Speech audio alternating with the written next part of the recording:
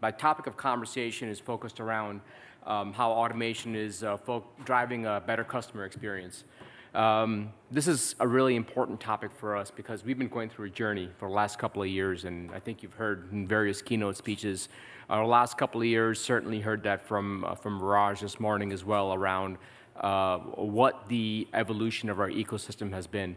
For us, the journey is to the point where real-time, or the enabling of the real-time enterprise, isn't the exception. It is essentially the intention of how we deliver services and how we create and produce services into the market. As part of that delivery mechanism, the ecosystem that we create in that delivery is revolved around not just the customer experience, but also what is the outcome that we are delivering.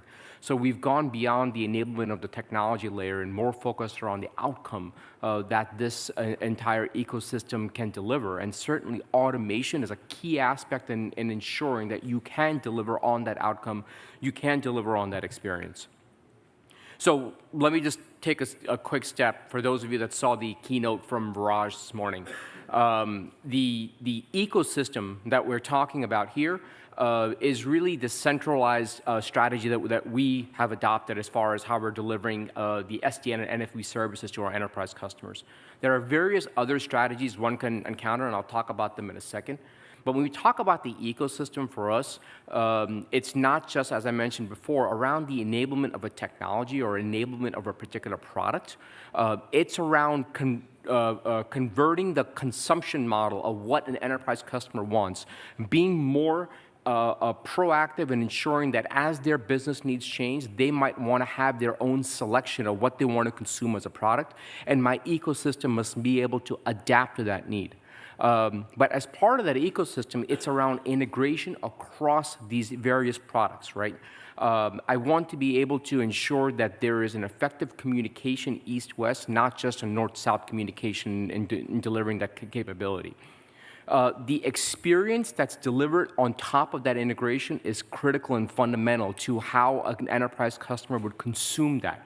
That is yet another value added that we want to drive in addition to just what the individual technology that's facilitating that product is being able to deliver. And lastly, that ecosystem is focused around the telemetry collection in delivering what is the outcome as a result of each one of those individual services that's being consumed. That outcome could be translated into an SLA. That outcome can be translated in various ways depending on what the individual product or service that's being consumed by.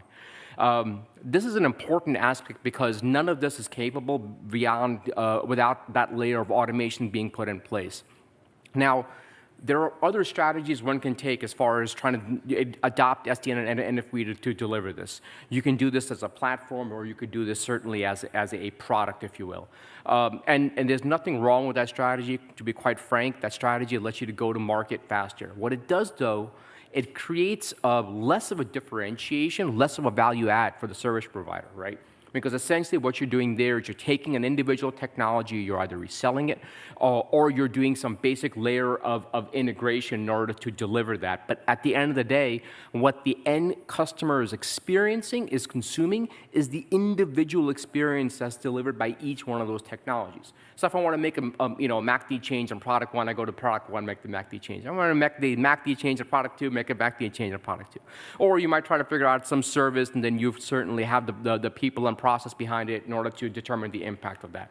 That's not driving a real-time enterprise. That's not the digital transformation that we want to look at. It's the people, process, and technology that's leveraged in order to ensure that delivery mechanism.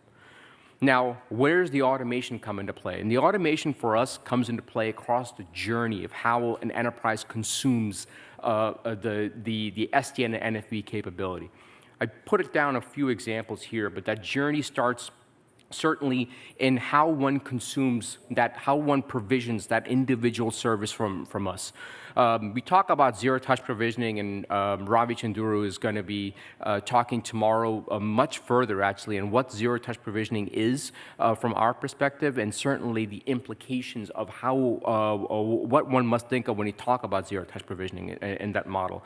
But for us to fundamentally boil it down, it's the plug-and-play, right? That plug-and-play deployment capability that says, as I consume this, I want to have an automated provisioning solution, and that automated provisioning solution must be service ready as I instantiate it. That's now facilitated by the next layer of automation, which is around our centralized orchestration and closed loop assurance. That's something we've brought to market, and we are delivering this to our enterprise customers today. But for us, when we talked about the adoption of this orchestration for SDN and NFV, it wasn't complete without trying to look at this from a closed loop assurance perspective as well. Our focus here is around this self-healing, self-optimizing, and self-securing network. That's the goal of what we're trying to deliver. But trying to do this over the top will only get you so far. At some point, you have to look at the underlay and realize that there has to be a carrier-to-carrier level of automation that must exist.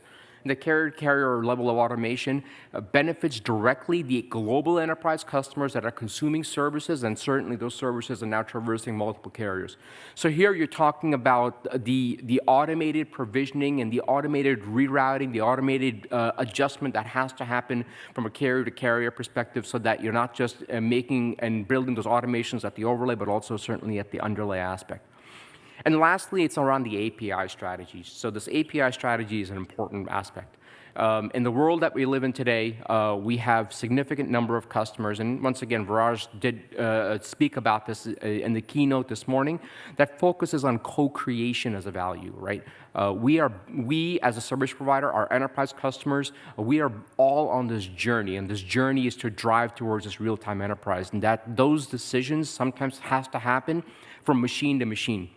And that API-first strategy ensures that all the automation layers that we build is not just for the internal consumption, the internal value, but also translates into the external value that benefits not just our partners, but also our end customers. So hence our partners can now consume the layers of automation that we are building and delivering into the market.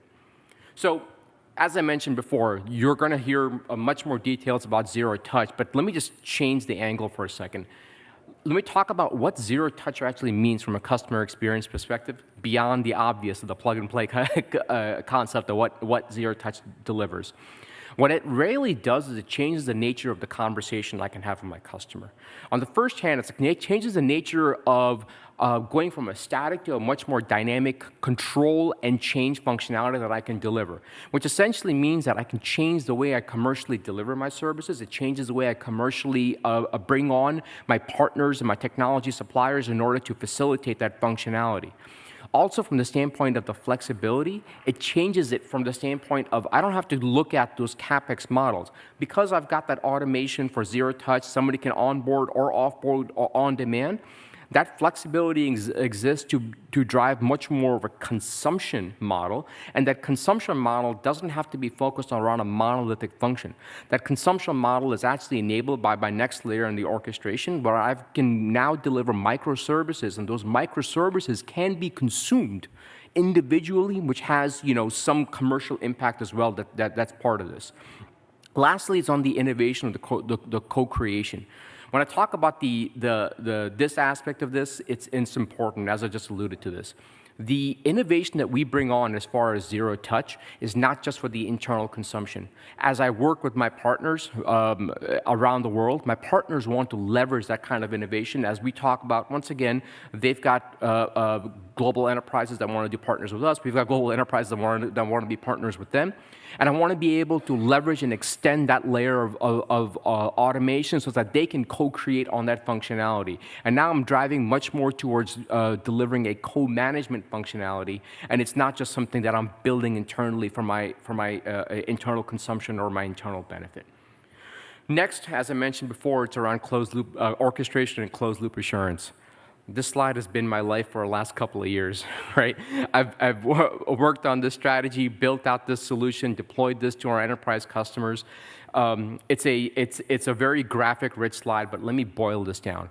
At the bottom line, what do the enterprise get as a result of this? It's the agility, it's the adaptability, and certainly it's the programmability on demand as a result of what this layer is being able to deliver. At a very high view of what this slide is presenting to you, bottom line is we're taking monolithic capabilities that one would consume as a dedicated appliance, if you will, like that traditional way. looking at it much more from an application, from a software perspective. How do I create microservices and microfunctions that I can deliver to my customer, allow them to service chain those microservices and microfunctions based on their specific demands, and then be able to orchestrate and deliver that capability in a borderless manner, on-prem, some private cloud, public cloud, whatever combination it may be, depending on their specific use cases.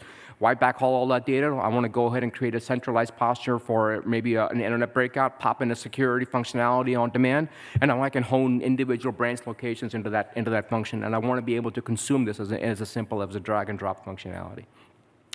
That's the start of the conversation. The conversation continues with closed-loop assurance, though.